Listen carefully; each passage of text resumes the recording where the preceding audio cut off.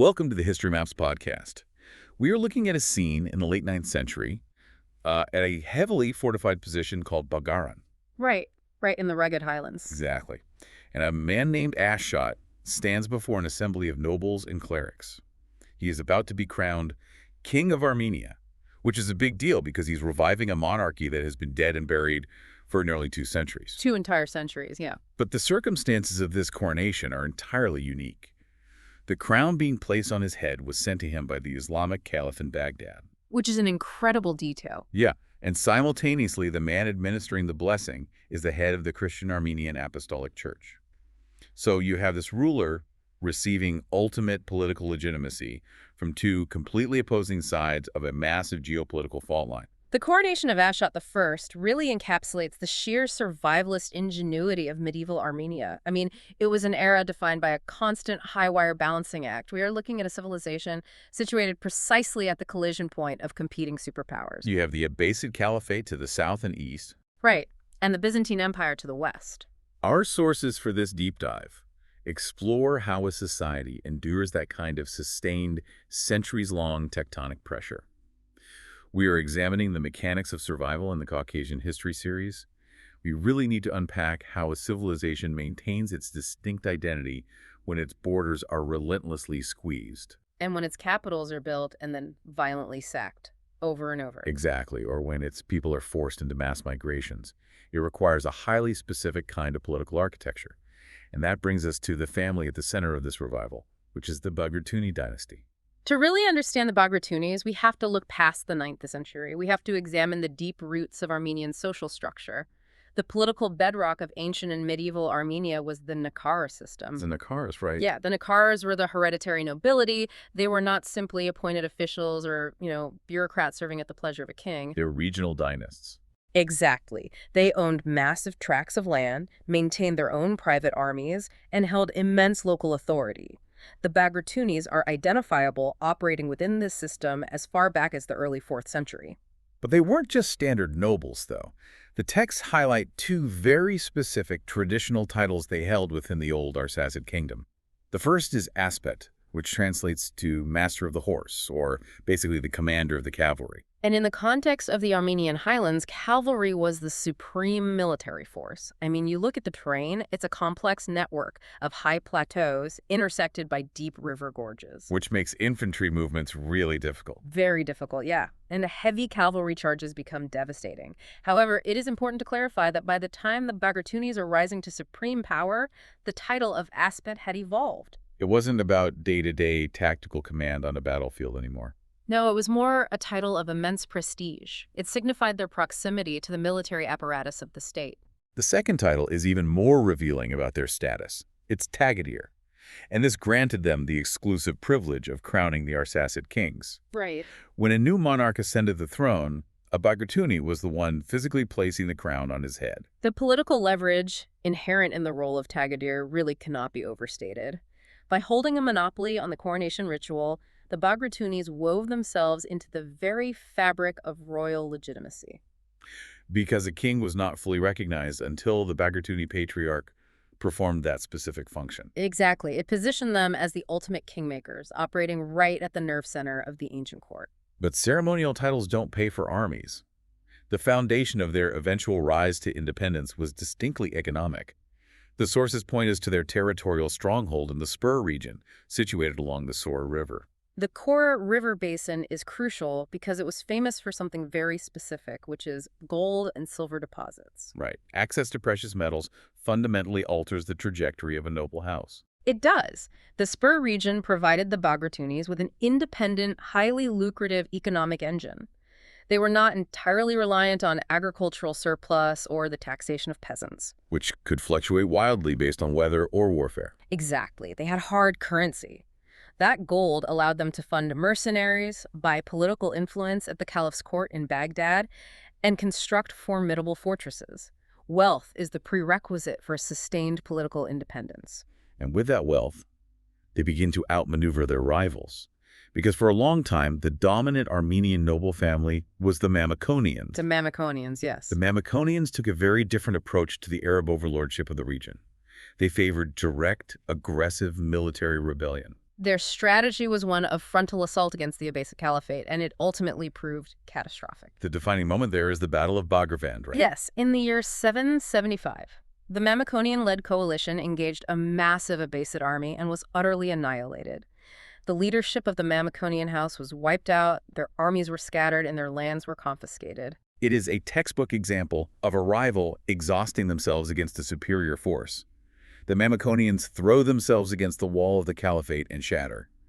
And the Bagratunis, who seemingly held back from these suicidal rebellions, step right into the resulting vacuum. The Bagratuni approach was characterized by calculated opportunism. While the Mamikonians bled their resources dry in open rebellion, the Bagratunis utilized their gold and their diplomatic acumen. Following the disaster at Bagravand, they quietly purchased the confiscated lands of their fallen rivals. They did. They consolidated their power base, gradually monopolized the office of presiding prince, which was the chief Armenian representative recognized by the caliphate, and slowly began to expel Arab governors from key administrative centers like the city of Drevin. So they won through attrition in economics, not just on the battlefield. Precisely. Let's delve into the origin story they projected to the world, because the sources present a compelling contradiction here. Where did this family actually come from? Well, historical lineage is often a highly contested space. If you consult modern historians, scholars like Robert Hewson and Cyril Tumanov, they trace the Bagratuni lineage back to the Orontid dynasty. And the Orontids were the very first identifiable royal house of ancient Armenia, ruling from the 6th century BCE. Right. Tumanov goes so far as to suggest that a military commander named Bagadatzes, who served under the famous King Tigranes the Great in the 1st century BCE, might be the earliest recorded member of the family. But if you read the medieval Armenian historian Movses Koronatsi, he weaves an entirely different narrative. He does. He claims the Bagratunis descended from a Judean ancestor named Smembat, who supposedly arrived in the Armenian highlands from the Levant in the 6th century BCE. Koronatsi's account is a prime example of medieval ideological engineering. By the Middle Ages, claiming descent from ancient local kings wasn't enough. Rulers needed divine sanction. By establishing a genealogical link to biblical Judea, the Bagratunis were attempting to mirror the lineage of Christ. Exactly. It elevated them from successful regional warlords to a dynasty sanctioned by the divine architecture of history. It was a highly effective piece of propaganda designed to cement their legitimacy in the eyes of a deeply Christian populace. So they have the gold from the Sora River, they have the prestige of their ancient titles, and they have the divine mythology. But the trigger for actual independence in the late 9th century comes from outside their borders. It comes from the fracturing of the Abbasid Caliphate. The anarchy at Samarra. Yes. This geopolitical window of opportunity opened during a period known as the Anarchy at Samarra, which lasted from 861 to 870. The Abbasid Caliphate, which had been the dominant superpower in the Middle East, suffered a severe internal crisis. Caliphs were being assassinated by their own Turkish military guards. Central authority in Baghdad basically evaporated, and as a result, the sprawling empire began to fragment. The local Arab emirs, who'd been appointed to govern peripheral regions like Armenia, suddenly found themselves unsupervised. They became increasingly autonomous, acting as independent warlords rather than loyal administrators. This chaos is the environment Ashat I leverages. He sees Baghdad losing its grip, and he capitalizes on it. In 862, Khalis al-Mu'tamid officially recognizes Ashat as the Prince of Princes, which elevates him above all other Armenian nobles. But Ashat pushes further, leading to that coronation scene at Bagaran in 884 or 885. The coronation is a masterpiece of statecraft. Ashat recognized that true independence required the consent, or at least the acquiescence, of the surrounding empires. So the crown sent by the Caliph acknowledged Ashat's political sovereignty within the Islamic sphere of influence. And the blessing by Catholicos Gevorg II Garnetsi ensured that the Armenian people viewed his role as ordained by God. But there was a third player in this region, which is the Byzantine Empire. They share a massive, highly contested border with Armenia. Why does the Byzantine Emperor Leo VI simply accept this new king and formally recognize Ashat's royal title in 887? It was a matter of strategic pragmatism for both the Byzantines and the Abbasids. The Byzantine Empire and the Islamic Caliphate were locked in a seemingly endless cycle of border wars. Both empires realized that attempting to directly control the rugged, fiercely independent Armenian highlands was a massive drain on resources. Exactly.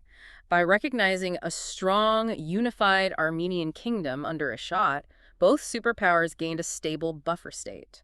The Byzantines hoped Ashat would block Arab incursions into Asia Minor, while the Caliphate hoped he would prevent Byzantine expansion into the Caucasus. It's like navigating a narrow, fragile bridge suspended between two shifting riverbanks. The Bagratunis survive by convincing both banks that the bridge is essential for their own safety. But as the sources reveal, that bridge was constantly swaying. Right, the peace established by Ashat I was immediately tested. The autonomy of those local Arab warlords we mentioned earlier became the primary threat. Ashat's successor, Smenbat I, faced a relentless, grueling struggle for survival. The most formidable of these warlords was Yusuf, the emir of neighboring Azerbaijan. Yusuf viewed the independent Armenian kingdom as a direct threat to his own regional ambitions.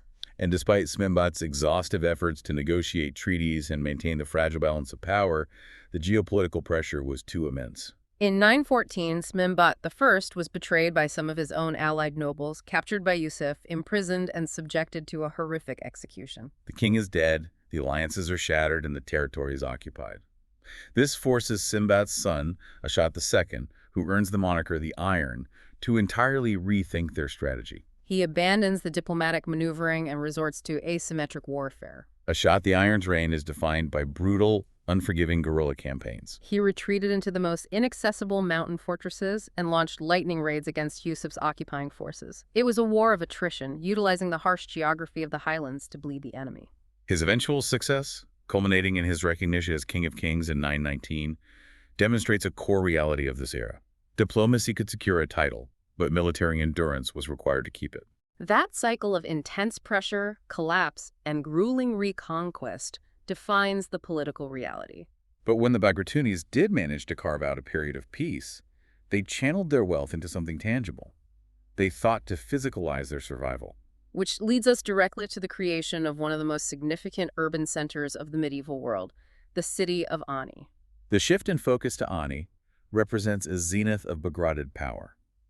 In 961, under the rule of King Ashat III, the royal capital was officially transferred to Ani. Prior to this, the Bagratids had operated from a series of fortresses and smaller administrative centers. Ani was different. It was designed from its inception to be a monumental statement of sovereignty. The scale of the city is difficult to comprehend given its location. At its absolute peak, the sources estimate Ani had a population of up to 100,000 people. In the 10th and 11th centuries, that demographic footprint placed it in the same league as the great imperial capitals like Baghdad, Cairo, and Constantinople. It dwarfed contemporary cities in Western Europe. That massive population density was not sustained by local agriculture alone. It was sustained by global commerce. Ani's geographic placement was a stroke of economic genius. It sat directly astride a primary artery of the Silk Road. The city became the vital transshipment point where the trade networks of the Persian sphere, the Byzantine Empire, the Islamic world, and the steppes of Central Asia all intersected. You can visualize caravans arriving laden with silk and spices from the east, being traded for raw materials, textiles, and precious metals from the west. And the taxation on that staggering volume of trade generated an ocean of revenue for the Bagratuni kings. They took that wealth and poured it into an architectural renaissance. The defining characteristic of Ani became its monumental stone architecture. The city earned the title, the City of 1001 Churches. While that number is poetic exaggeration, the sheer density of ecclesiastical and civic structures was unprecedented. The pinnacle of this building program was the Cathedral of Ani, commissioned by King Gagik I and completed in the year 1001. The mind behind this cathedral was a man named Tredat the architect. Tredat's engineering prowess was so widely recognized across the region that years later, when an earthquake caused the massive dome of the Hagia Sophia in Constantinople to partially collapse, the Byzantine emperor specifically summoned Tredat to engineer the repairs. But his defining legacy is his original work at Adi. Tredat and the broader Ani school of architecture represent a critical, often overlooked evolutionary leap in structural engineering. The sources detail their extensive, systematic use of specific architectural forms. We see the deployment of pointed arches rather than the traditional rounded Roman arches. We see the integration of ribbed vaults to support massive ceilings. And we see the perfection of the octagonal drum, which is a structural cylinder that transitions the square base of a church into a soaring conical dome. The mechanics of these innovations are fascinating. Well, let's break that down, because a rounded arch pushes weight outward, requiring incredibly thick, heavy walls to keep the building from collapsing. Right, but a pointed arch directs the weight downward into the supporting pillars. When you combine that with ribbed vaulting, essentially a skeletal framework of stone arches intersecting across the ceiling, you distribute the massive weight of a stone roof with incredible efficiency. That structural efficiency fundamentally changes the interior space. Because the walls no longer have to bear the entire crushing load of the roof, they can be built taller and they can be pierced with larger windows. The Cathedral of Ani utilizes tall, clustered piers to draw the eye upward, creating a sense of immense verticality and flooding the interior with light. What is truly noteworthy about this is the timeline. Trotov the architect is utilizing pointed arches and ribbed vaulting in the year 1001.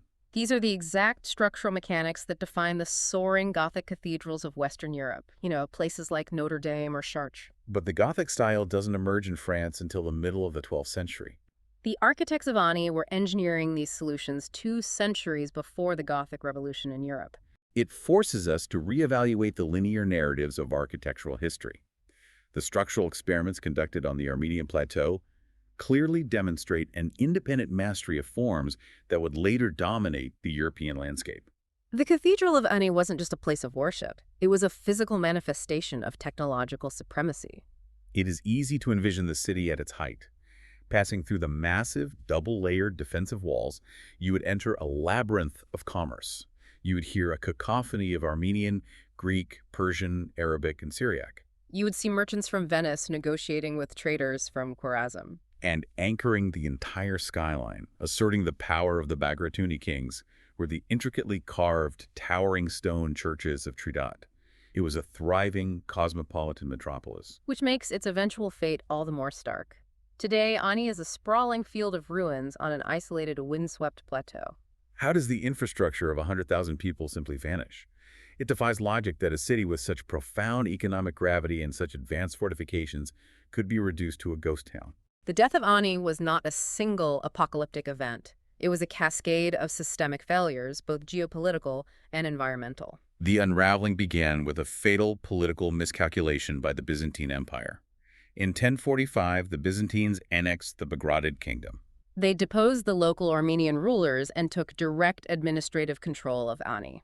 By removing the Bagratuni kings, they stripped the city of the very leadership whose survival depended on defending those walls. Precisely.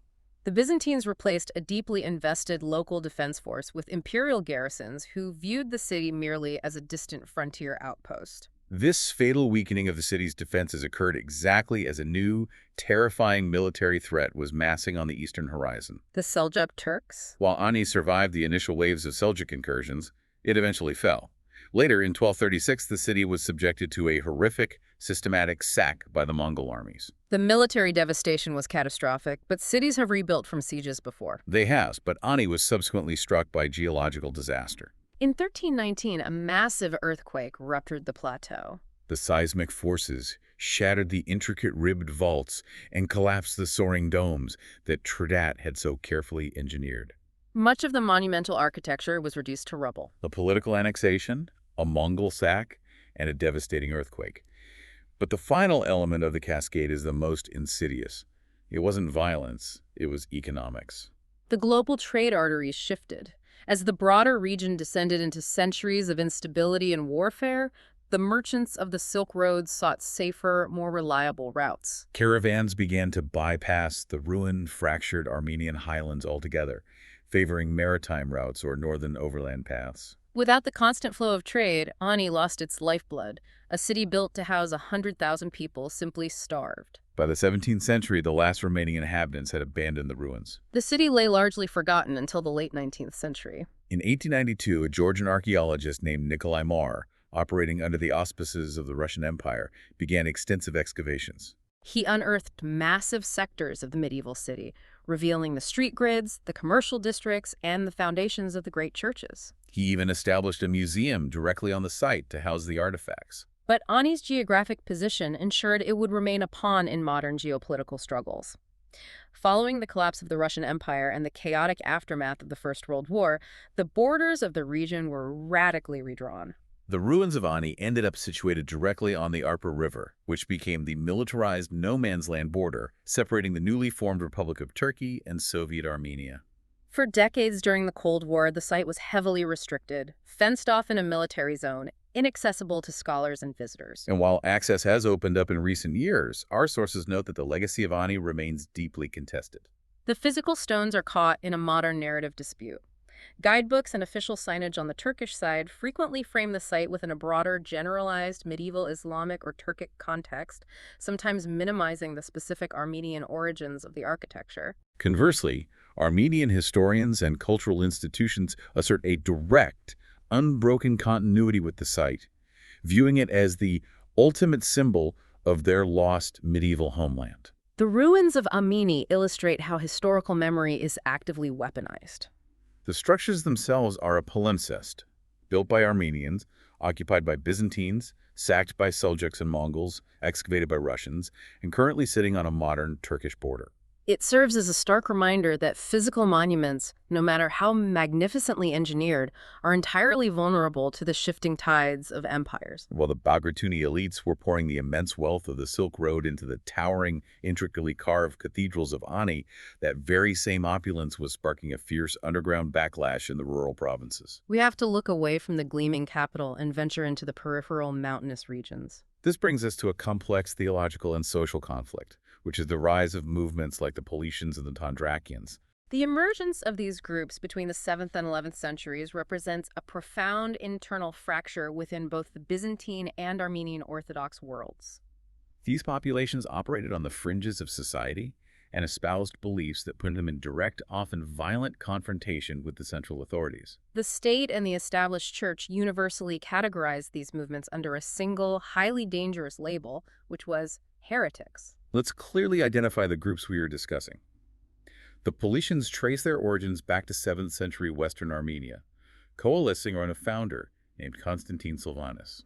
The Tondrakians emerged slightly later, around the year 840, in the Apahunic district, founded by a figure named Sembat Zarahawanshi. Before we analyze their beliefs, we must establish a critical historiographical boundary. Our understanding of the Paulicians and Tondrakians is severely compromised by the nature of the surviving evidence. We possess almost none of their own internal texts. The overwhelming majority of the information we have comes directly from the chronicles written by Orthodox clerics. Men whose explicit goal was the total eradication of these groups. We are reading the history of the persecuted through the meticulously recorded hatred of their persecutors. It is the ultimate unreliable narrator scenario. We're relying on the executioner's logbook to understand the victim's philosophy. However, even through that heavily biased lens, a distinct and radical theological framework emerges. According to these hostile chronicles, the Paulicians were absolute dualists. Dualism is a theology that attempts to solve the problem of evil by dividing the universe into two distinct opposing forces. The Paulicians allegedly distinguished between a purely spiritual, benevolent creator god and a malevolent lesser deity they termed the Lord of the Future, who was entirely responsible for the creation of the flawed material world. They also practiced a concept known as adoptionism. The sources point to a pseudo-historical text associated with these movements called the Key of Truth. This text explicitly outlines their Christology. They rejected the Orthodox concept that Jesus was born divine. Instead, they argued that Jesus was a mortal man who was only adopted as the Son of God at the moment of his baptism in the Jordan River at the age of 30. Adoptionism fundamentally undermines the central tenets of Orthodox Christianity, specifically the doctrine of the Trinity and the virgin birth. But their theology went beyond abstract debates over the nature of Christ.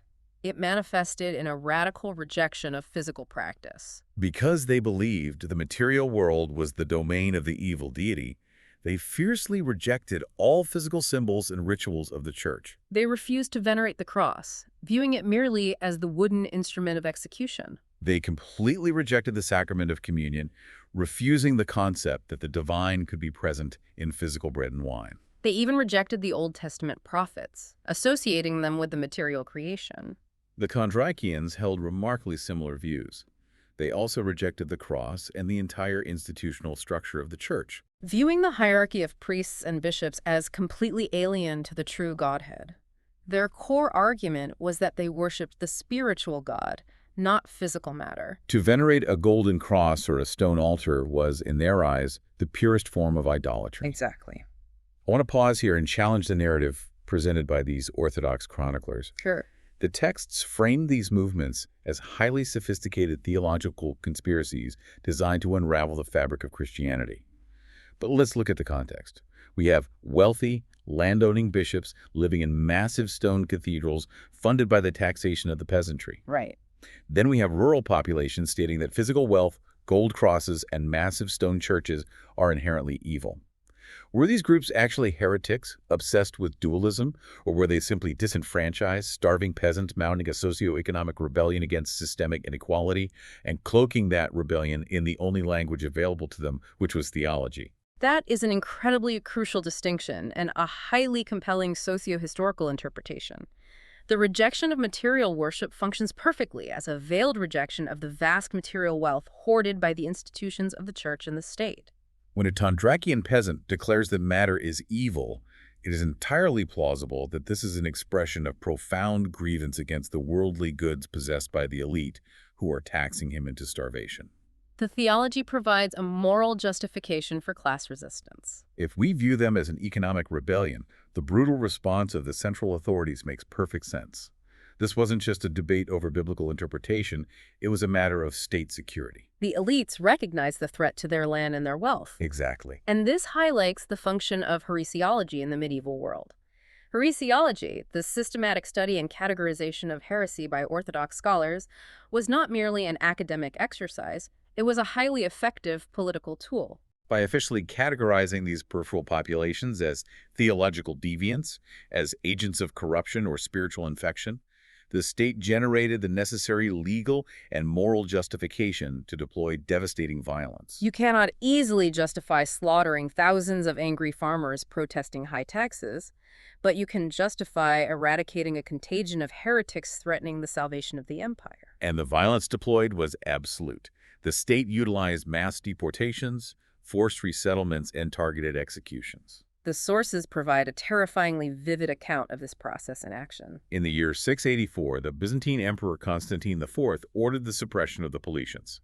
He dispatched an imperial official to arrest their founder, Constantine Sylvanus. The method of execution ordered by the emperor was a masterpiece of psychological terror. He did not simply order his soldiers to kill Sylvanus. He ordered that Sylvanus be stoned to death by his own disciples. The scene at the execution site, a place grimly named Soros, which translates to heap, is horrifying. The imperial soldiers line up the disciples. They place Constantine Sylvanus before them. The disciples are ordered to pick up the heavy stones and hurl them at the man they believe is their spiritual guide. But the psychological conditioning of the state fails initially. The disciples refuse. The text ascribed them lifting the rocks and then intentionally dropping them behind their backs, refusing to strike the fatal blow. They chose defiance in the face of imperial power. But the imperial official understood how to fracture a movement. He persisted, likely offering pardons or threatening immediate execution for the disciples themselves. Eventually, the solidarity broke. A man named Justus stepped forward, picked up a stone, and hurled it, striking Constantine Sylvanus and killing him. The darkest detail of this entire horrific event is the identity of the executioner. Justus was not just a disciple. He was Constantine Sylvanus' own adopted son. The state didn't just kill the leader, they forced the movement to cannibalize itself. And the suppression did not end with the leader's death. The state pursued total eradication. A few years later, in 690, the Byzantine Emperor Justinian II ordered the remaining prominent disciples of the movement to be gathered and burned alive in a massive pyre. Reportedly constructed near that very same spot at Soros. The Byzantine and Armenian elites spent centuries hunting down these internal dissenting movements, burning them at the stake, and resettling them across the empire to dilute their influence. But while they were obsessively focused on crushing a rebellion of impoverished dualists, a much more terrifying existential threat was gathering strength just beyond their borders. The internal suppression distracted them from the external catastrophe. The 11th century brings the total, catastrophic collapse of the political order in the Armenian highlands. The Bagratid kingdom, which had survived the Arabs and built the marvels of Ani, is entirely dismantled, and the disaster is initiated by the strategic incompetence of the Byzantine Empire. We return to that fatal decision in 1045. The Byzantines, seeking to expand their eastern borders, formally annexed the Bagratid kingdom and seized control of Ani. The Byzantine policy of systematically weakening, annexing, and dismantling the independent Armenian principalities is one of the most short-sighted grand strategies in military history. For centuries, the rugged Armenian highlands, governed by local nobility who knew the terrain and were fiercely motivated to defend their own lands, had served as an impenetrable shield for the Byzantine Empire's eastern flank. By deposing the Bagratuni kings and dismantling the local military structures, the Byzantines shattered their own shield. They created a massive power vacuum, assuming their imperial garrisons could hold the line, but they had no idea what was coming out of Central Asia. Exactly as the Byzantines are dismantling the Armenian defenses, the Seljuk Turks arrive. The Seljuks were a formidable confederation of nomadic Turkmens. It is crucial to understand the mechanics of their early incursions. These were not initially organized, state-sponsored invasions aimed at territorial conquest. They were the result of internal demographic pressures within the Seljuk Empire itself. The sources describe a deflection policy. The Seljuk leader, Tukrul Bey, was struggling to control vast numbers of unruly, highly mobile, and aggressive Turkmen nomadic tribes within his own Iranian territories. These tribes needed pasture for their massive herds and were prone to raiding settled populations. Tukrul Bey faced a crisis. If he couldn't control these nomadic warriors, they would destabilize his own realm. His solution was ruthless pragmatism. He pointed them westward toward the newly weakened, wealthy Christian territories of Armenia and Anatolia. He effectively deflected the destructive energy of the nomads away from his own centers of power and channeled it into the Byzantine frontier. He unleashes a highly mobile, desperate force into a region that has just lost its local defenders. The results are immediate and apocalyptic. In 1048 or 1049, these deflected Turkmen tribes sweep into the region and launch a surprise assault on the wealthy, undefended trading city of Artsakh. The sack of Artsakh was a display of unrestrained nomadic warfare. Lacking the heavy siege equipment to take fortified citadels, the Turkmens targeted the sprawling, unfortified commercial centers. The chronicles detail a massacre of staggering proportions, claiming tens of thousands of inhabitants were slaughtered or enslaved. The entire city, bursting with the accumulated wealth of the trade routes, was looted and then systematically burned to the ground. This was the terrifying preamble. Following these chaotic nomadic raids, the official Seljuk state apparatus mobilizes. Under the command of Sultan Alp Arslan, the Seljuks launch organized, systematic campaigns of conquest. Alp Arslan recognizes the vulnerability of the region. He systematically reduces the Byzantine defenses. In 1064, he captures the jewel of the plateau, the city of Armenia, subjecting it to a brutal sack that initiates its long decline. The Byzantine Empire finally realizes the existential threat they've invited onto their doorstep. The emperor, Romanos IV Diogenes, musters a massive imperial army and marches east to drive the Seljuks out. This culminates in August 1071 at the defining clash of the era, the Battle of Manuscript. The Battle of Manuscript is a tectonic shift in world history. The massive Byzantine army, plagued by internal betrayal, poor coordination, and the superior mobility of the Seljuk horse archers, is completely, humiliatingly crushed. Emperor Romanos himself is captured on the battlefield. The shield is broken, and the imperial army is annihilated. The Battle of Manuscript effectively erases Byzantine power in Eastern Asia Minor. The entire Armenian plateau is left utterly defenseless, open to total Seljuk domination. But the sources reveal that the Seljuks didn't just conquer the territory. They fundamentally altered the ecology of the land itself. This is a crucial, often misunderstood mechanic of nomadic conquest. The Seljuks were pastoral nomads. Their entire economy, military structure, and society relied on massive herds of horses and sheep. To sustain those herds, they required vast open grasslands. But the Armenian highlands were not open grasslands. For millennia, the Armenians had carefully cultivated the valleys, developing complex irrigation systems to support intensive agriculture, vineyards, and ancient orchards. The two ways of life were fundamentally incompatible. The nomadic Turkmens systematically destroyed the agricultural infrastructure. They tore up the orchards, smashed the irrigation canals, and drove their massive herds into the fertile valleys, converting cultivated farmland into sprawling pastures for cattle breeding. The demographic impact is devastating. You cannot sustain a dense, settled population on nomadic pastoralism. Facing starvation, the destruction of their livelihoods, and constant violence, The Armenian peasantry was forced into a massive demographic shift. They abandoned the fertile plains that had sustained them for centuries and retreated upward, seeking refuge in the harsh, isolated, but easily defensible mountain ravines. It is a total socio-ecological collapse. And the misery of the 11th century was merely a prelude to the horrors of the 13th century. The demographic shifts initiated by the Seljuks were compounded by the arrival of the Turco-Mongol invasions. The Mongol incursions arrived in waves, each more destructive than the last. The first wave hit in the 1220s. A detachment of 20,000 Mongol cavalry swept through the Caucasus. The terrifying aspect of this initial raid is that the Mongols weren't even targeting Armenia. They were merely passing through in relentless pursuit of a fugitive enemy, the Khwarezmian Shah. It was a reconnaissance in force.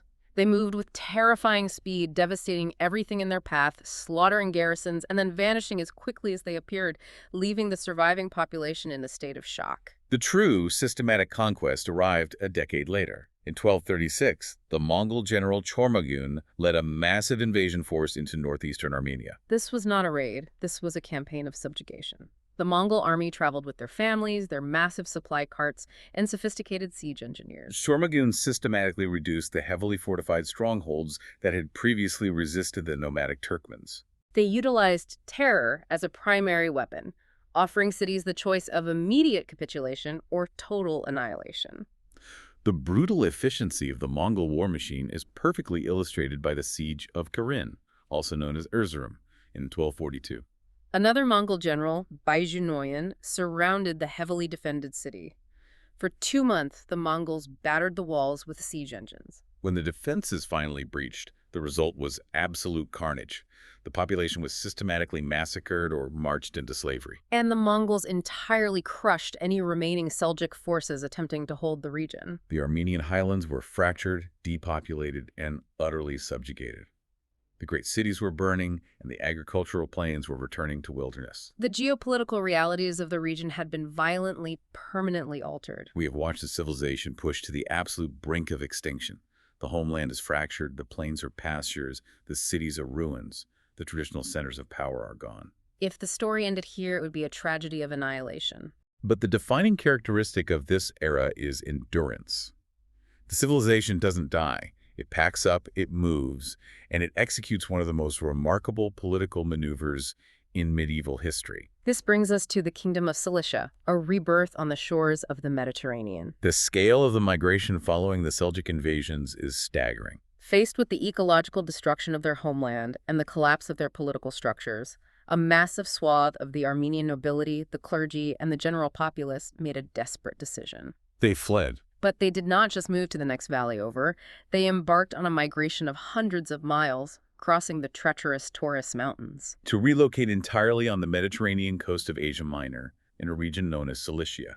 They are essentially creating a sovereign state entirely from scratch, entirely outside the borders of their historic homeland. The process begins around the year 1080, when a noble family known as the Rubenid dynasty establishes a foothold. Initially operating as a small principality and eventually moving their center of power from the city of Tarsus to the fortress city of Sis. It is crucial to note that this was not a blind leap into the unknown. The Armenians were moving into a geography they had historical ties to. During the 1st century BCE, the formidable Armenian king Tigranes the Great had conquered Cilicia and settled substantial Armenian populations throughout the Levant. There was an ancient precedent for Armenian presence in the region, which likely influenced the direction of the migration. For over a century, they operate as a tough, militarized principality holding the mountain passes. But then, they orchestrate a massive elevation in their geopolitical status. The architect of this rise is Prince Levon II, who maneuvers his way into becoming King Levon I, known to history as Levon the Magnificent. The turning point is his coronation on January 6, 1198. Levon's coronation is a masterful echo of the Burgradid strategy centuries earlier. He understands the mechanics of dual legitimacy perfectly. He ensures that he is crowned in the city of Tarsus by the Armenian Catholicos, Gregory VI Eberhard, thereby securing the absolute religious and cultural mandate of his own people. But the external legitimacy he secures is entirely different from the Baghradids. He isn't negotiating with caliphs and Byzantine emperors. He looks to Europe. During his coronation, he receives a royal banner and the insignia of a lion directly from the Archbishop of Mainz, who is acting as the representative of the Holy Roman Emperor Henry VI. Levon pivots the entire orientation of the Armenian state. By securing the backing of the Holy Roman Emperor, he integrates the Kingdom of Cilicia into the diplomatic and military framework of Western Europe. And the timing of this pivot is everything. Cilicia is rising to power during the era of the Crusades. The European powers are pouring men and resources into the Levant, and they desperately need reliable local allies. Cilicia positions itself as a fortified bastion of Christendom, a vital strategic partner guarding the northern approaches to the Crusader states of Antioch and Edessa. The alliance with the Crusaders was certainly military, forged through complex marriage alliances and joint campaigns against surrounding Islamic emirates. However, the true genius of the Cilician state was economic. They transformed their Mediterranean geography into immense wealth. The engine of this wealth was the port city of Ias. As the traditional overland routes of the Silk Road became increasingly dangerous due to the Mongol conquests, global trade shifted. Ias became the vital maritime node, the exact point where the Silk Road connected directly to the shipping lanes of the Mediterranean. To maximize this flow of trade, Levon the Magnificent implemented highly sophisticated economic policies. He actively courted the rising maritime superpowers of Europe, the powerful Italian republics of Genoa, Venice, and Pisa. He granted them extensive trade charters, significant tax exemptions, and even dedicated quarters within the port cities to establish their own mercantile colonies. The descriptions of Ias during this period paint a picture of a medieval economic powerhouse. It was a cosmopolitan hub where the customs and languages of the world collided. You have the Armenian nobility, who have actively adopted French feudal customs and dress from their Crusader allies. You have Italian merchants haggling over the price of spices. You have Syrian Jacobites, Greek sailors, and traders from the deep interior of Asia, all converging in one bustling port. It was a vibrant synthesis of East and West. The wealth generated by Ias funded a sophisticated court culture, massive fortification projects, and a renaissance in illuminated manuscripts and the arts. It is a story of incredible resilience. But the success of Cilicia was inherently tied to the success of its allies. They were playing a dangerous, high-stakes game of regional politics. The sources detail how deeply entangled they became in the internal squabbles of the Crusader states. We see King Levon getting into a bitter, protracted dispute with the powerful Knights Templar over the control of the strategic Bagras fortress, a conflict that nearly shattered their alliance. The political landscape was incredibly volatile. In 1226, the ruling dynasty shifted. Through a complex political marriage, the crown passed from the Rubinids to a rival noble family, the Thumid dynasty, starting with King Hethum I. Hethum recognizes that the geopolitical winds are shifting again. The Crusader states are weakening, and the Mongols have arrived in the Middle East. In a desperate bid for survival, Hethum actually travels to the Mongol court and attempts to forge a formal military alliance with the Mongol Empire against the rising power of the Islamic Mamluks in Egypt. It was a bold, highly pragmatic diplomatic maneuver, but ultimately, the geopolitical isolation of Cilicia proved insurmountable. The historical forces arrayed against them were simply too massive. In the late 13th and 14th centuries, the entire geopolitical architecture that had supported Cilicia collapsed. The Crusader states were systematically conquered and dismantled, The Mongol Ilkhanate, their powerful eastern ally, fractured and disintegrated. leaving the Kingdom of Cilicia completely isolated, surrounded by hostile forces, and cut off from European support. Internally, the kingdom was paralyzed by religious conflict, as the later rulers, who belonged to the French Lusignan dynasty, attempted to force the Armenian Church to submit to the authority of the Roman Catholic Pope, deeply alienating the local populace. Externally, they faced the relentless grinding pressure of the Egyptian Mamluks. The end comes in 1375. The Mamluk armies breach the defenses, capture the capital of Sis, and the last king of Cilicia is taken into captivity. The Kingdom of Cilicia, the Mediterranean rebirth, falls. The physical kingdoms rise and fall. Bulgarin is lost, Ani is a ruin, Sis is conquered, the fortresses are breached, and the ports are taken. Which brings us to the ultimate question of this entire deep dive. How does the identity of a civilization survive when the geography is constantly ripped away? When you have no borders, no king, and no army, what prevents a people from simply dissolving into the empires that conquered them? This leads us to our final exploration, which is the creation of a portable constitution. we must examine the work of a scholar named Mikhail Ghosh.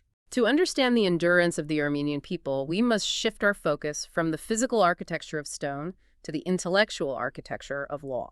In the late 12th century, an eminent scholar, theologian, and priest named Mikhail Ghosh recognized the existential crisis facing his people. The historic homeland was fractured, ruled by various foreign powers, and the population was increasingly dispersed. The sources outline his response to this crisis. He compiled a massive, comprehensive legal text known as the Stanagurk, or simply the Law Code. His stated purpose was multifaceted. He needed to address the chaotic legislative issues of the time, to unify the internal social forces of the Armenian people, and most importantly, to establish a foundation for a unified judiciary. But he was doing all of this in the total absence of a unified sovereign state in the historic homeland. Ghosh was operating with a profound sociological insight. He understood that if a people are deprived of a centralized state, if they lack a king to enforce the rules and borders to define their territory, they require a shared, formalized, ideological, and legal structure to bind them together. The Law Code was designed to be a mechanism of preservation. It was a framework of justice and social organization that the Armenian people could carry with them, regardless of whether they lived under Byzantine, Seljuk, or Mongol political domination. The contents of this law code are incredibly detailed, especially when you contextualize them within the brutal realities of the 12th century. Let's examine the specific mechanics of his laws. First, his approach to human rights and fundamental equality. Ghosh grounded his legal philosophy deeply in biblical theology, specifically the concept that all humans are created in the image of God. From this premise, he asserted the natural, inherent equality of all humans. But he was writing in a deeply hierarchical, feudal society where inequality was the defining reality of daily life. How did he reconcile the theological concept of equality with the reality of serfs starving while nobles hoarded wealth? This is where Ghosh's intellect is truly visionary. Unlike many medieval thinkers who justified social hierarchy as the divine will of God, arguing that peasants were poor because God ordained it, Ghosh entirely rejected that premise. He analyzed the mechanics of inequality. He argued that social stratification was the result of socioeconomic realities and historical injustices. Specifically, he pointed out that peasants fell into poverty and servitude because they lost access to land and resources through taxation or violence. He is identifying structural, systemic economic inequality as a human construct, not a divine decree. He is articulating sociological concepts centuries before the Renaissance or the Enlightenment philosophers began to tackle these ideas in Europe. Because he viewed inequality as a human construct, he viewed the law as the necessary mechanism to correct it. The purpose of his law code was to protect the rights of the individual, particularly the vulnerable, against the arbitrary power of the strong. We see this focus on protecting the vulnerable very clearly in his laws regarding women's rights and property ownership. The text notes that, in accordance with the standard patriarchal norms of the era, the man was considered the legal head of the household. Yes, the patriarchal structure remains, but Ghosh severely limits the arbitrary power of the husband. The role of the head of the household is defined as a position of responsibility, not absolute tyranny. A husband was legally obligated by the law code to care for his wife, to provide for her material well-being, and specifically to care for her diligently when she was ill. But the most radical limitation on patriarchal power comes in the form of legal liability. Ghosh explicitly established that a husband faced severe legal consequences for the physical abuse of his wife. Domestic violence was categorized as a punishable crime, not a private family matter. Furthermore, Ghosh revolutionized the economic status of women through highly specific property laws. The law code delineates between different types of property. A woman retained absolute, separate ownership of any property, wealth, or dowry she acquired prior to the marriage. The husband had no legal right to confiscate or mismanage those assets. Property acquired during the marriage was considered joint ownership. The mechanics of these property laws are crucial. By legally securing a woman's separate material assets, Ghosh provided her with a tangible guarantee of status and protection within the marriage. If the marriage failed, or if she was mistreated, she was not left economically destitute. It is a highly sophisticated concept of marital economic partnership. Ghosh also applied this humanistic logic to the very concept of justice itself, radically reforming the mechanics of punishment. He begins by clearly delineating the jurisdiction of punishment. He separates spiritual punishments like exile from the community, or excommunication, which were enforced by the church, from physical or material punishments, which were to be enforced by secular civil courts. But the true innovation lies in his philosophy regarding why society punishes a criminal. In the medieval world, punishment was almost exclusively designed for brutal retribution, torture, and public spectacle to instill terror. Gosh argued forcefully against this. He wrote that the sole purpose of punishment should be discipline, correction, and the education of the offender. He argues that the justice system should aim for rehabilitation, not revenge. And he insists on the principle of proportionality, that the punishment must be strictly commensurate with the crime committed. He is designing a justice system focused on correction rather than torture in the 1200s. He even extended this humanistic approach to external relations, advocating strongly against punishments based on religious affiliation. He explicitly rejected religious intolerance within the legal framework, arguing that justice must be applied equally, regardless of a person's faith. But this brings up a massive logistical problem. Mikhail Gash has written an incredibly progressive, highly detailed code of laws. But there is no centralized Armenian state.